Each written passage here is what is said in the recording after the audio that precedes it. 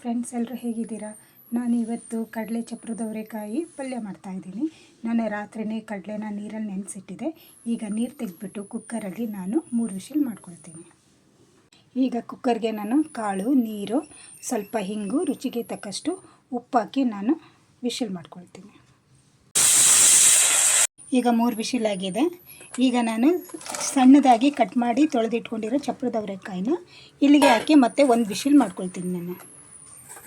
ಈಗ ನಾನು ಗ್ರೈಂಡ್ಗೆ ತೆಂಗಿನಕಾಯಿ ಹಾಕೊಳ್ತಾ ಇದ್ದೀನಿ.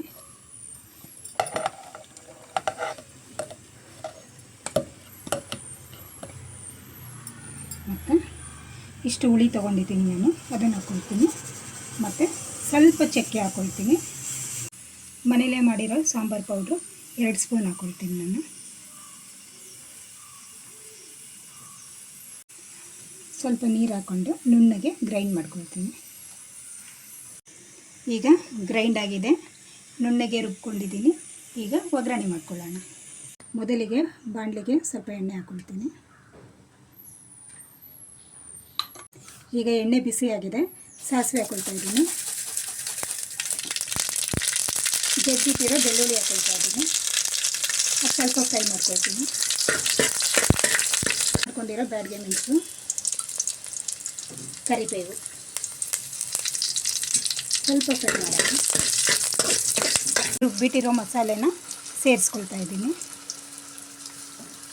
ಈಗ ಫ್ರೈ ಆಗಿದೆ.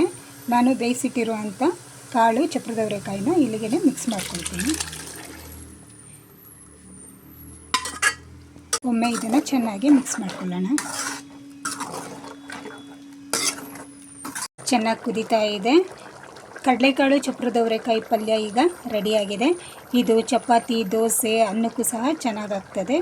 ನನ್ನ ವಿಡಿಯೋ ಇಷ್ಟ ಆಗಿದೆ ಅಂದ್ಕೊಳ್ತೀನಿ. ನನ್ನ ವಿಡಿಯೋನ ಲೈಕ್ ಮಾಡಿ, ಶೇರ್ ಮಾಡಿ, ಸಬ್ಸ್ಕ್ರೈಬ್ ಮಾಡಿ. ಥ್ಯಾಂಕ್ ಯು, ಧನ್ಯವಾದಗಳು.